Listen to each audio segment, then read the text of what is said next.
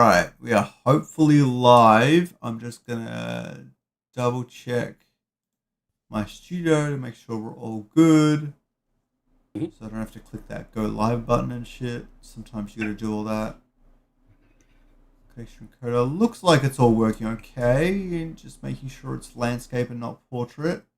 Okay, looks like we are live with the Download Illuvium News episode 111. Today with me, I have the one and only Silent. For anyone who doesn't know, Silent has been hanging out in Illuvium for over a year now, maybe, I want to say. Been doing a lot of great work, especially helping out as color caster, but also doing a lot of other work behind the scenes with the IPL crew and really making that entire thing stand out amongst really all of the crypto gaming crowd. I've been loving your work. I've co-hosted with you myself, and you make it a lot more fun. Let's put it that way. So it's always been such a good time. Do you want to tell before we get into today's episode with all the stuff we've got to cover? Did you want to tell the community a little bit more about yourself, where they can find you, why, how, in what ways you're helping Illuvium, or in what ways you want to see Illuvium succeed? All right, I'll get started then. So, of course, hello, I'm Silent. Um, I've been doing casting or doing esports production for over a decade at this point. When StarCraft 2 came out, I started doing my very own uh, commentary to try and get practiced up. Went to a bunch of local lands and started casting their events. Hosted a bunch of tournaments for various different esports titles. I even, for about 7 years, got to actually work full time and support my family Mm. as a college esports streamer, casting and doing production work. That time eventually wore out its welcome, but now I'm here as basically a exclusive Illuvium streamer. I'm not like endorsed or sponsored by them by any means, but I've just been having an absolute blast. I joined Illuvium, or joined Illuvium in terms of playing it when the first land sale came out for Illuvium Zero.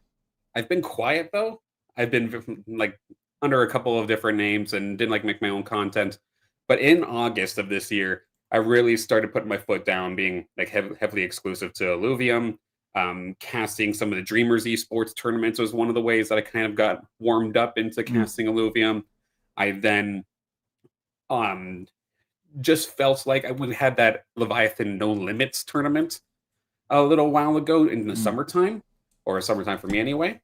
And Illuvium was planning on streaming it, but I think they got a little bit overwhelmed. They couldn't do it, and then all of a sudden, hey, I'm right here. I happen to be doing a stream, and all of a sudden, I got onto their radar, and I then got to become a caster for the Illuvium Pro League from week 2 onward, while also helping out the social media team or the social media intern with the clipping of other streamers, their highlights, as well as Illuvium Pro League specific stuff. So I've been around for only a couple months, but in terms of the Illuvium community, but been definitely on the grind, so to speak. I've been seeing a lot of my own. I hate, by the way, something you should know about me. I can hate watching myself. Okay.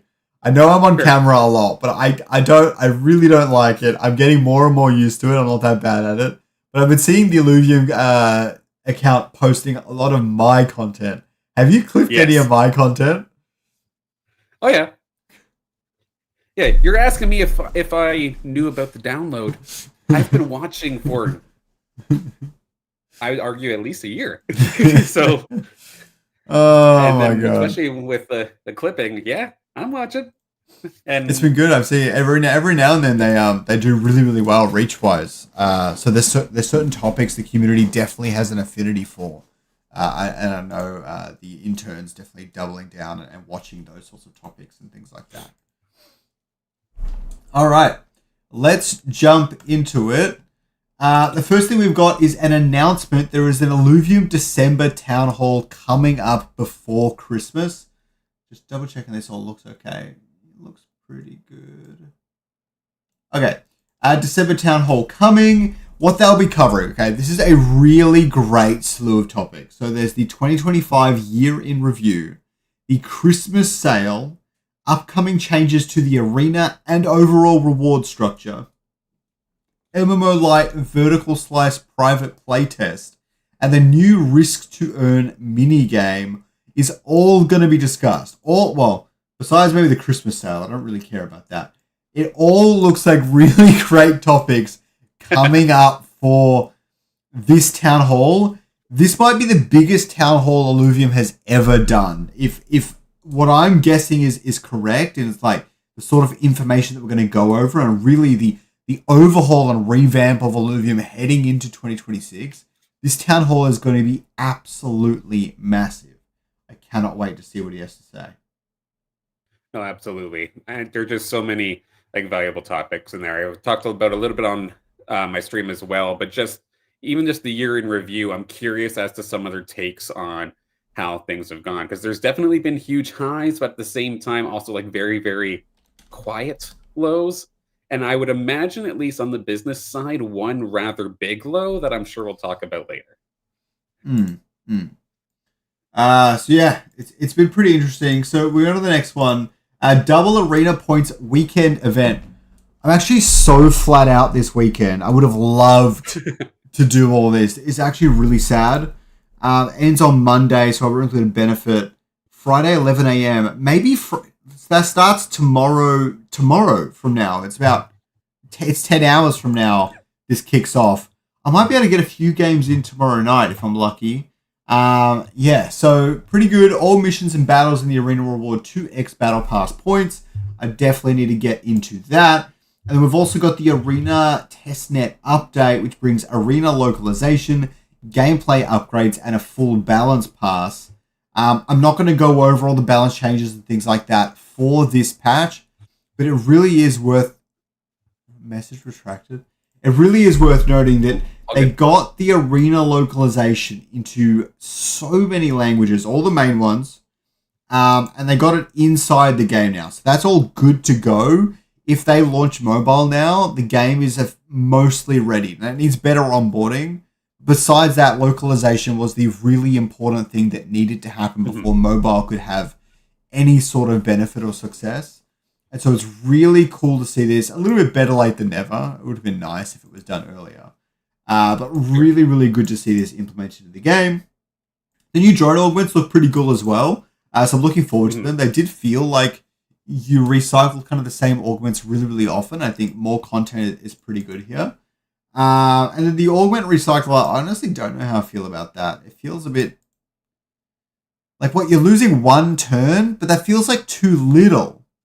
I feel like it should maybe cost 1 credit to reroll or something like that as well. And it'd be more interesting. Like the 2 to 4 weapon reroll is really good too. What do you think about that? Do you agree? So here's what I think basically. So the biggest complaint that I hear all the time, especially when I was looking and casting with Illuvium Pro League, I would have I set myself up for this team composition, but I lost my Illuvium Pro League match because of my RNG. This is basically as spoon-fed as we can get to giving you the exact team composition that you could possibly want. And it's like you have to make the choice, of course, whether you want to lose the turn of item power. But like you said, it's super, super minimal of a cost. I will 100%.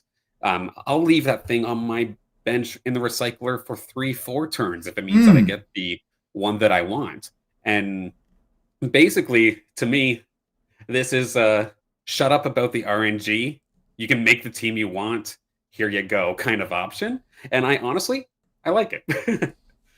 I think the better one is that I feel like the weapons really pigeonhole you into one or two specific kind of paths you have to take. So more flexibility later in the game is pretty cool, where you might have to bet on it a little bit if your synergies aren't really lining up with your current weapon. So I like that. But you're right, the augments, you basically might as well just have them pop out the same turn. 1 turn loss is basically nothing. 3 or 4 turns would have been really interesting. Like you put it in there, you're like, okay, I'm probably going to get one of the 2 things I really want now, but I got to wait 3 to 4 turns to get it. And so I'm going to lose a little bit of power over that time until I get this thing, but it's going to help me later on. I think that would have been really, really cool. But yeah, I suspect this will be rebalanced in the future though, so it's fine. It's not a big deal. That's what I was gonna say. Potentially rebalance this thing to maybe do what you're saying, so it does cost a couple of more turns. Because otherwise, this is basically one step away of just literally listing all of the augments you can do, and I'd like this one, please, and then just completely removing the RNG out of the game.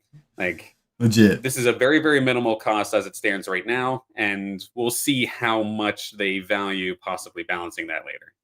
But I will note that it's a much smaller cost on the componentry rather than the full augments, right?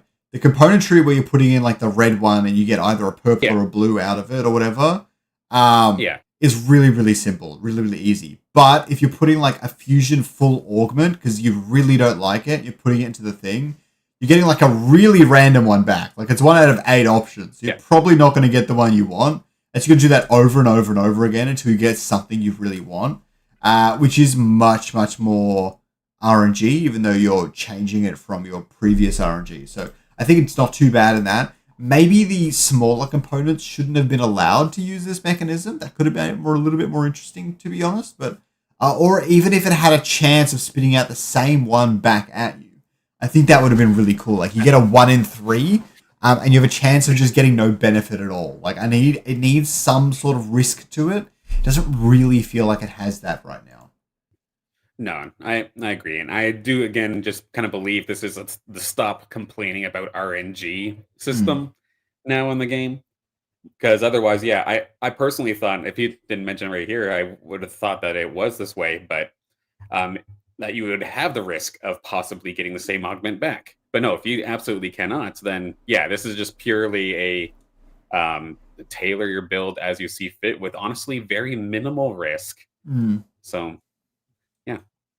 Yeah, I will say that, like, RNG can be a lot of fun, but in the Illuvium arena, people want to feel like they're versing the other players rather than versing themselves, which I think is what the RNG does. And but to be fair, outside of the shared pool of Illuvials, you don't really feel like you're versing other players much at all. And so maybe more has to be added in that realm.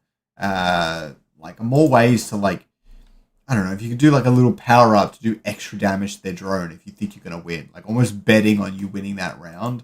Think Marvel Snap with the snap mechanic. Yes. Maybe there's more strategy that could go into that side of things to enhance the gameplay and rather than messing with all this sort of stuff. I don't know. But so we've got a leak. Oh, go ahead. No, it's all good. Keep going.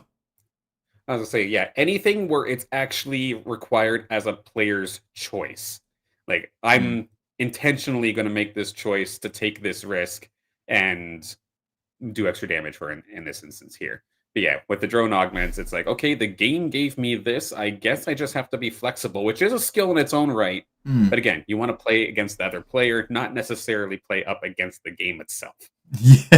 Yeah, which is the big problem in all games, not even just multiplayer ones, where it's like, you're fighting your own controller because it's clunky or whatever. You know? Yeah, exactly. Let's have a look at these leaks. First, we got Into the Deep we go.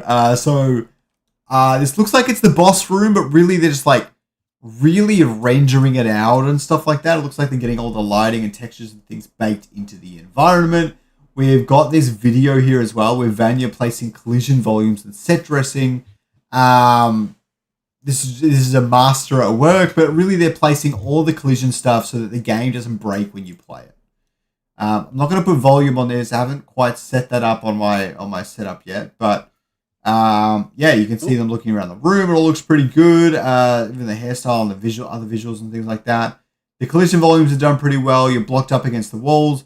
Someone was asking why you don't have full freedom, and really it's like to control for variables. Like if you can get to a spot that an enemy can't get to, then you can cheese the game, and that's not really any fun for anyone. But really, an MMO like this needs to scale, right?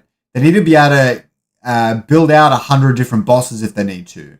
And if you make these sorts of environments, collision metrics, and things like that really complex, then you risk a bunch of these bosses needing to be like, you need to put 5x more work into each of them. And when you're going to build 100 bosses or whatever, right? You don't want to put 5x more work into them. That's ridiculous. So this is a matter of And this happens a lot in all areas of game design. You really need to strategize in a way where you work smarter and not harder. And I think that's a really important thing that not a lot of people understand. It definitely does make sense. Of course, it is a little bit off-putting though when all of the boss encounters happen to look the same though, Hmm. or like the same area, but maybe just reskinned. Hmm. But again, it definitely I imagine would help development time, 100%. Yeah. I mean, like you can start doing new environments and things, but I more mean like as like a game design strategy. The sorts of collisions you're placing. You're not placing collisions on the mesh Mm. itself, but rather just a giant bunch of boxes and things to really box in the area. And it might feel like a little bit less freedom to the player, but it just means you can create all this more content without worrying about the game just breaking every 2 seconds. Having to Yeah, go back and fix all this stuff every 5 minutes. It's that would be awful. Awful. absolutely. Okay. So we've also got this. Paz was handling the raffle, but we have one coming up that he's aware of. They still need to do. So they are getting through that backlog soon. The issue was Rich has been away taking care of his newborn and everything. But he's back and he's going to be handling the backlog of things that needs to be taken care of. We've also got this post from Neil, okay? Now, Yes, it's you're right. really long. I'm not going to read through it in too much detail. But the crux of it is this, okay? You would be able to permanently burn alluvials and infuse them into another alluvial to give it a targeted small permanent bonus stats. For example, if you if you infused a bulwark alluvial, if it's a tier 1 or tier 5 at different amounts or whatever, right? Then you would get more like mitigation, maybe if it's earth, or you would get more resistances if it's a bulwark, or I mean, if it's an earth, if it's a scarablock, you get both or whatever, right? And so you would be like not only burning your alluvials to improve the power of your existing team, especially the high stat alluvials, but it would add this air of customizability, which I think is really good and something one of my favorite parts of Pokemon. You can make your Pikachu a tanky defender to a certain extent, Mhm. or you can make it a really fast attacker, or somewhere in between. With a range of different ways you can customize your Pikachu for any battle, right? And competitive scene is really all about that. And this would be kind of encouraging the same sort of thing on Illuvium. So I really like that idea. Now, I made my own comments that Mhm. overcomplicating this runs into a lot of problems. That even Kira noted that you want to be careful of the analysis paralysis where there's too many options and people are like, I don't know what to do. I'm just not going to do anything, and they bail. You need to be really careful of that. And this system needs to be insanely easy to understand. And I'm not sure there's a version of this that really is, to be honest. And so it's really hard. But I definitely think we need to burn alluvials for EXP at the very least, and maybe some version of this. But it can't be too complicated. Well, here's my my thoughts on it. So, of course, like you'd kind of point out, yeah, this is the effort value system basically from Pokemon, and what with the additional thing of getting possibly experience as well. Now, here's the thing: Pokemon, of course, played by millions. How many of them even know that EVs exist? Very few. Very few, right? And if they don't know that EVs exist, they're not going to know about the actual like IVs either. But that's a whole other thing that's not part of Illuvium itself. Hmm. But you can go through the core experience of a Pokemon game, never worry about your EVs at all. You just see your level, it's going up, and be completely happy and be able to complete the content. Whether and then for this instance here for Illuvium, I can imagine like use if I'm just a super casual, not worried about my stats so much that I'm just feeding my alluvials or burning my alluvials over to the one that I really really like. I see their level go up. Sure, maybe some other stats are going up as well, but the point is my level goes up. I can now beat the content. If just like in competitive VGC for Pokemon, if I was that competitive player that does want the stat min max, okay, I can go look and research how to properly find the best possible builds. But the risk of overcomplicating things, this has been it's been like this for essentially years of Pokemon, and it has not affected the casuals. No casual is like, oh well, I'm actually so like scared that I'm not going to be able to beat this game because I put the wrong stats into my Pikachu or something like that. No, they're just leveling up. They're just grinding up probably their one starter and maybe like two other Mm. Pokemon. They beat the game. And that's what I feel like we have to kind of keep in mind here, that as much as we want to have like accessibility for our competitive scene, and yes, I don't want it to be super, super complicated. I don't think we actually have to worry about for the masses. Mm. I think that's absolutely right. So what needs to happen is they need to be incredibly careful that this doesn't become a core gameplay system for the MMO. True. Not too complex, but it can have some depth to it, like you're saying. Mhm. And it needs to still be like intuitive to a certain extent, but not necessarily like off rip. You just get it straight away or anything like that. But yeah, it just definitely can't be integral to the gameplay. Although I think World of Warcraft does it pretty well, where you can pretty much beat every single boss and raid boss or whatever Yes, easily. But then like the top one, you need to min max to really manage it. exactly. Exactly. I was going to actually make the exact same point. Like, yeah, the original bosses for like maybe what is it like for normal and heroic mode, so to Mm, speak. mm, Like, you should be able to just have like good level gear or good level alluvials go in, and as long as you perform properly, you can beat it. But then if you go for like a mythic or like a legendary level of raid, mm. then okay, maybe those stats do make a difference. But the point is, for your casual, they can get through the content without having to worry about that system. Yeah, I think that's incredibly important. I do want to touch on what Perry has said as well. Perry says that they face heavy complexity as an ecosystem already, but it doesn't mean added complexity comes for free. The MMO Lite is forced to hook into this system, which I think is really important and something Kieran also touches on later on in this thread. But basically, like, this needs to hook into the MMO Lite and any future systems in some way, and so any additional complexity will cause issues down the line to a certain extent. Like the MMO Lite and the Arena will be relatively close in a lot of ways, so that's not that bad. But say you make a kart racer, now it starts getting really, really weird.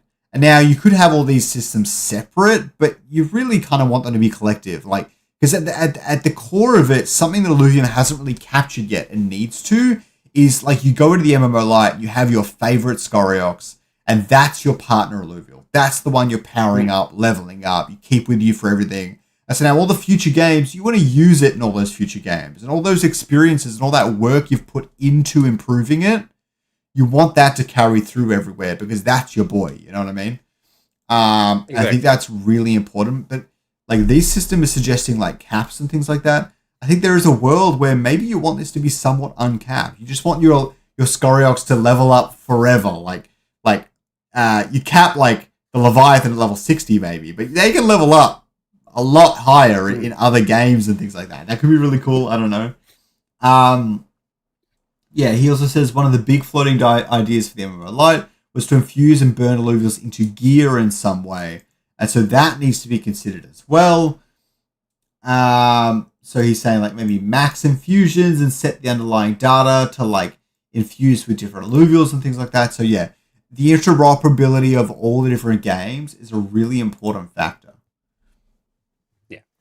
And 100%, but at the same time, I do think that it does get a little bit blown out of proportion. Like, say, okay, like I have my hollowed out arcane floor links that I absolutely love dearly, but it has terrible stats and it's not anywhere near the level it's supposed to be. I want to be able, like, if I had the wherewithal or the resources to be able to just burn alluvial after alluvial, maxing that thing out, whether it be just by level or just by or with stats included, I would 100% like go for that. But for them to be like worried that, oh well, what about the upcoming games or like you had mentioned a kart racer or something like that. Mm, Like, what if I all of a sudden want to use my arcane floor links in the kart racer? Does its statistics or whatever going to make me imbalance in that game? Who says it has to carry? What like especially for something like a racer, like you'd make the cart the part that you're mm, actually like selling, right? My links would essentially be the avatar of sorts in that instance. Like I can imagine they can make games without needing every single little statistic on that alluvial translate one to one with something in another game. Like, sure, for example, like again, using Pokemon as an example here, Pokemon Go, it literally has three stats, just health, like attack and defense, right? I can send that over into Pokemon Home and put it into another game. Depending on which game it happens to be, like the stats will be a little bit different. It'll have a different effect, but the point is I'm still using that same character. I think honestly that's all that truly matters, is that it's the same alluvial. It's my partner alluvial. The stats do not need to translate. Well, I think that's a really odd example you used because Pokemon actually ran into that exact problem and they worked around it in a way that is one of the reasons I like blockchain games instead of something like Pokemon. Is in the example of Pokemon Go, you can send it to your Pokemon Home and bring it to your other games and things like that, but it can never come back. A lot of the True. Pokemon Home trips from older games and things like that, they're all pretty much one-way trips in a lot of ways, especially when they got the more spin-off games and things like that. They're all very much one-way trips into your Pokemon Home. So although it's great, you can always keep that Pokemon you caught. It's not quite interoperable across the entire ecosystem in the same way Illuvium needs to do because they're all NFTs. You can't really stop someone from importing and exporting these alluvials across different things. But you're right, the kart racer doesn't need to use all 6 stats and stuff like that, only 3 of them. And there'll probably be a different TPI across all the different games and things like that as well. So that's totally fine as well. And I agree, I think every Illuvium game will almost need alluvials and one additional collection to make it a key thing. Okay, like in the MMO Lite, that's going to be probably weapons, armors, and alluvials. In the kart racer, it might be the karts and alluvials. In the arena, I don't really know. It probably just the alluvials. Maybe it could be the heart and it's just alluvials. I don't know. And then maybe you have another game that's like a dungeon crawler and it's like, I don't know, some sort of like mega stone type thing and alluvials. I don't know. Yeah, like the alluvials themselves, of course, can be used from game to game to game to game, but 100%, there needs to be that one other thing that kind of makes that game distinct, not just for the sake of like collections and NFTs or whatnot, but for having something to progress on. Like if I took my Hollowed Out Riplance right now from my arena team, brought it into an MMO, and I'm just sitting there stinging away and essentially 2-tapping bosses, that's not going to be any fun. There needs to be something else that I can progress on. If I was able to bring said Riplance into a kart racer, and all of a sudden, because its move speed happens to be like really high, I can just easily like blow away the competition immediately. That's not fun to me. I need to have something to progress on. So yeah, there needs to be that one thing extra. Yeah, for sure. Okay, let's continue on. We've got a little bit more to get through today. So the first one is the town hall questions. Some of these are really good. There's quite a few questions on Leviathan leaderboards and kind of where they're at and what the plans are for rewards in the arena and things like that. Will there be PvP in the MMO and things like that? A vertical slice, different information. I've also got staking and that sort of stuff. I asked about the arena, when's it coming to mobile, and Set 1B, which not enough people talk about. I think that's really important for arena and the MMO and things like that. So if you guys have a question, go jump in that Discord and go chuck it in. We've also got some community content. Silence saying that they've crowned their first Illuvium Pro League World Champion. Big congratulations to Narkesh on securing the championship. Really great post here. People are loving it. Also, there's new GIFs. I should probably show that off. The intern's been working hard on all of these new GIFs. They're not all in there yet, but I think to do it, you just go to Giphy, type in Illuvium, I suppose. Then you got them all there. And then we can do the loser one and post that on Silence Post. There you go. Bruh. Okay. So, yeah, really great to see that. And also, Silent has some thoughts for IPL Season 2. Now, if I play this audio, it's going to break if you speak, so just don't speak at the same time as this. So one thing that I'm just kind of become accustomed to is like a ticker. Part of me was wondering if there would ever be a way that I can say in a tournament situation like this, I can have the points of all of the players from the past games, and just have like a little ticker that moves up and down depending on where they are in the overall tournament lobby. That's what.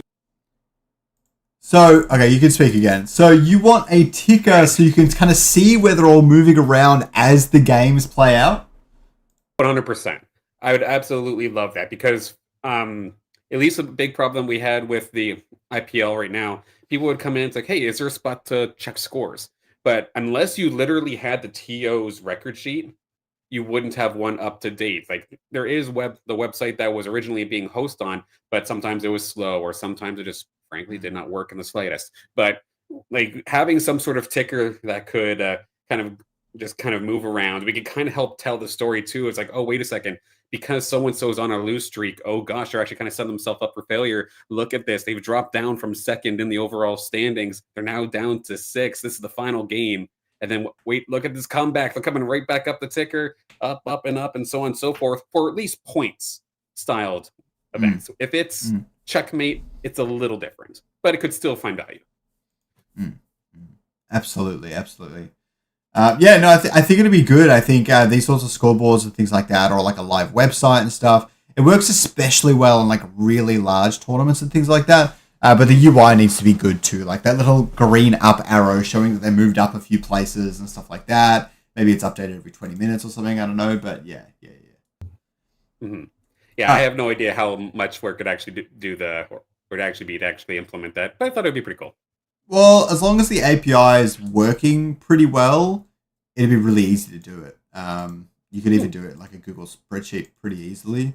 And then you just like convert that into a web app of some kind, and so you get more fluid movements and things like that. But yeah, it wouldn't be too hard to pull off. It all comes down to the API, and as you're saying, the website was a bit, the tournament site was a bit buggy, which makes me think that either the API or how often they need to update their API data and things like that is a little bit buggy, and so maybe until that's resolved, it probably wouldn't work. Right. That'd be my guess. Okay, we've got some gameplay from Illuvium. Whoops.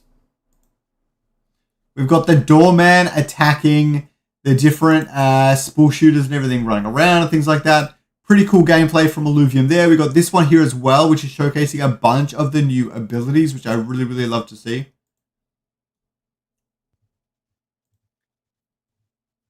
So you got some sort of wall thing, a beam of some kind, summoning a thing next to it that's doing an attack. Very, very cool. I'm loving to see all of the new abilities in Illuvium. And the last thing we should talk about is the IPL World Championship. This got a lot more views after the fact than some of the previous videos for the IPL events. So good to see that people really wanted to jump in and watch this final series. Went for 5.5 hours, man. That sounds exhausting. We'll have a little bit of look, moving around the board, seeing all the different players and how they're playing out, things like that. The broadcasting quality and everything came a long way. The casting and everything came a long way. Really great to see all of that. Do you want to talk to us a bit about the overall IPL experience, how many players were really involved with it, if you thought it was successful or not, and kind of the World Championship and what you thought of it all? No, just the entire league as a whole was extremely incredible. And honestly, I think for not just for Illuvium, but for all of Web3 gaming as a whole, the fact that the IPL did as well and showed as much professionalism and as much quality as it did, I think says a lot that, hey, a Web3 game can be like a professional esport. It can be held to like a high regard. So I think it was actually huge for Web3 gaming as a whole. In terms of the actual competition itself, I don't necessarily have player numbers, but at least vaguely, I believe we did see like an uptick basically in overall player count. It's a little bit hard to determine due to games being a little bit faster. So more games are being played, but is that because just the same players are playing more games? Not 100% sure. Don't got necessarily the data on that. But in terms of especially that the IPL as a whole here, like there was so many storylines throughout the entire season. It looked like honestly Slicks after the first 2 weeks, for example, they were just the one to beat, absolutely ran away. But I know week number 3, I can only imagine developers hate me talking about it, but Slicks losing the third one. It was, I think, the first IPL 500 because a Monarch versus a Rip Lance. The Monarch got a bug as it jumped into the sky. So the damage it did over time was like 10 times what it should have been. The Monarch sitting there with next to no HP. Rip Lance with full health bar, gone. Just like that, and that loss there, I believe it gave Gazera the win on that round. Slicks was second, and I think Slicks was 1 point away from winning that tournament. And then when we see some, obviously 100% frustrated, do not blame them in the slightest. Then they had the big fall off. We kind of seen, or like Slicks had a big fall off. We saw a bunch of different players then get their opportunity to wins. I know Narkesh snuck 2 of them in there, including a perfect game, I think, at one point to put themselves into a position to win. We also later on in the season kind of started to see what I quote as like the TFT invasion, sort of speak, where all of a sudden all the players from Guild with Slooper, Selfless, Alan Kerka, and a few others started to, like, more of these guild members started to go up, and they were always like top 1 or on the podium, so to speak, from 1 to 3rd for the last little bit. But then in that last stretch, that last month, all of a sudden, Slicks is coming back. All of a sudden, Furies pops off with 2 IPL 1000 victories. And of course, it set up for an incredible final. And then it was just a matter of we had our players set. Now, how about the wild cards? Wait, there is no wild cards. Wasn't there supposed to be 4 wild cards for professional players? And there wasn't any. So, I mean, perfect for some of our community members. We were able to bring in a couple more off of the last chance qualifier. But then the final itself also extremely exciting. It looked like Slicks was on a roll there. He was the first one to get into checkmate, and just unfortunately kind of got targeted to the point where then I think a game or 2 later, all of a sudden 6 of our 8 players were in a position where if they won that game, they won the championship. And that ended up being Narkesh coming in clutch and getting the job done. So it was extremely exciting. I absolutely loved the entire time. So even later, when I may have a couple of things like constructive in terms of my criticism, it's all with love and all with success necessary, because I absolutely, again, love this experience. Yeah, I think so. Narkesh, I knew he was a good player, but I hadn't seen him in many of the IPL series. Was he a bit of a dark horse, or was he like a massive favorite going into the finals? It was, I wouldn't label them as favorites, but I wouldn't have also labeled them as a dark horse either, because they did win, I believe. I think they're the first.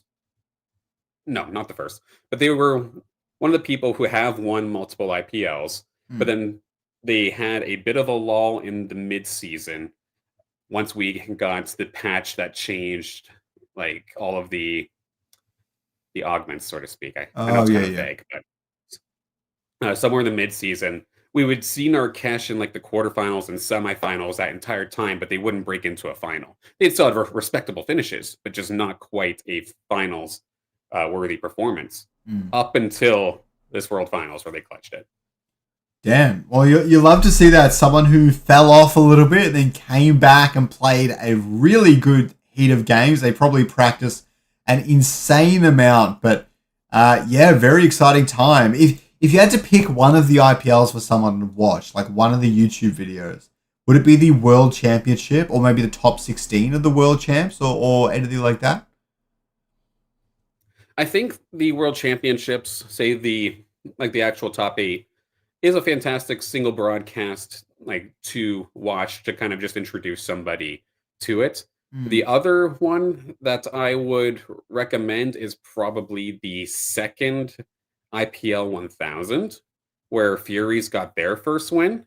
But I'm biased as heck. That's just my favorite. That was my favorite cast of the entire season, to be completely frank with you. But I felt like storyline-wise, it was just a lot of fun, and it can show that, yes, this is an auto battler. It's not the most like extremely heavy set action-based kind of game, but you can still absolutely make it exciting. There's still storylines that can be shown, and the fact that this is all within a Web3 ecosystem, that helps tremendously in terms of, I think, legitimizing what we're doing. Well, I really appreciate the breakdown, man. But we better start wrapping this one up. Is there anything else you want to say or talk about or anything before we jump off for the night? The last topic, because I know I go on for a while, but the only other thing that I wanted to mention was the change to, I think it said Leviathan and ranked rewards. So, um, for one thing in particular here, because as it stands, there's for Arena, for example, we have casual, which is like your bot training tool, right? Sure. We have Arena ranked, Mm-hmm. which is the free to play style, stats don't matter style. Sure. But then there's Leviathan ranked, right? So let's be honest, Leviathan ranked does not get touched unless we happen to get a bunch of people on Discord all at the same time that happens to like arrange a set time, almost like a tournament. Yep. And one thing that I'm personally in going into this town hall, my biggest thing on my wish list outside of burning alluvials for XP is that the casual mode that we know now is now practice tool.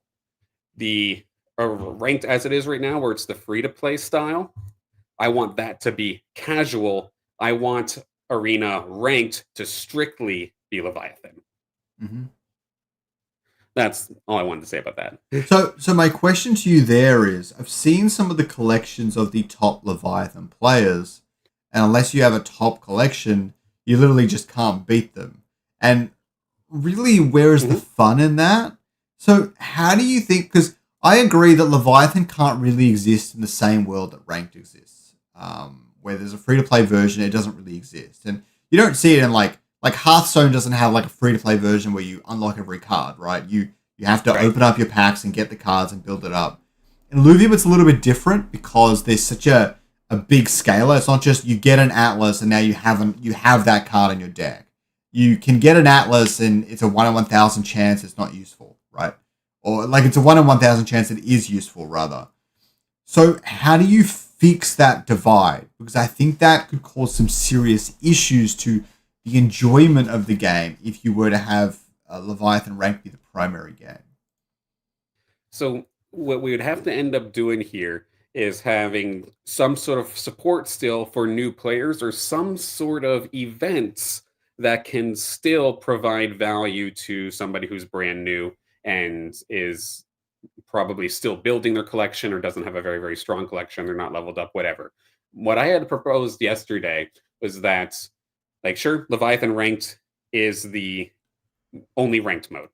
Newcomers are going to get stomped there. However, if we happen to have a weekend tournament in casual mode, so something that a newcomer can think, okay, I understand ranked, I'm going to have a hard time, but there is still some value in me practicing because I can go play in this tournament on the weekend and still have a fighting shot.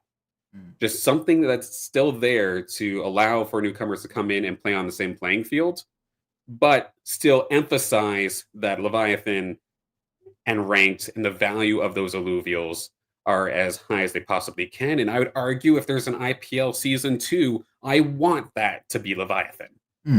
I definitely want an IPL to be Leviathan. I would never disagree with you on that front, that's for sure. Big Man does make a nice point that leveling being so slow is what's hurting Leviathan so 100%. Much right now. Yeah, that's just something that the team has refused to fix. I know they need to give it a lot of thought because it's highly pertinent to the MMO Lite and things like that. But really, this is a problem that's been obvious for an incredibly long time. It's been a little bit disappointing to have them not treat it with as much urgency as I think it kind of has. That being said, they haven't really made the Leviathan a priority, so it's not that big of a deal. But if Leviathan ever became a priority, like after this town hall or whatever, and the leveling thing wasn't solved, I would be incredibly disappointed in the team's efforts on that, because I think those two go hand in hand in a lot of ways. Like, I'd argue that I'm a power user of Illuvium, and I have never leveled an alluvial from 20 to 40. I have never leveled an alluvial so that I can fuse it into its final stage because that leveling process is so painful. And with that, like, as much as I love Leviathan, I know if I happen to queue up for that, I'm just going to get killed because like I know I'm at a massive disadvantage. But 100%, if all of a sudden Leviathan does become the ranked mode, IPL happens to be Leviathan, if they introduce the burn alluvials for XP and have like a little bit more support towards leveling up, if that problem is fixed, I imagine, just like Big Man JB's been saying, we'll see a lot more Leviathan. Even if it stayed as is, where there's ranked and ranked Leviathan, you might see a little bit more dabbling in Leviathan. Absolutely. Well, anyways, I really appreciate you coming on the show. It's been a really great chat about everything IPL, everything Illuvium. Hope you guys enjoyed the episode. This was episode 111. Don't forget to check out Silent. I'm going to chuck his YouTube in the description and his X in the description. I forgot to put it in there before because it's 2 a.m. for me now. And with that, the download is complete.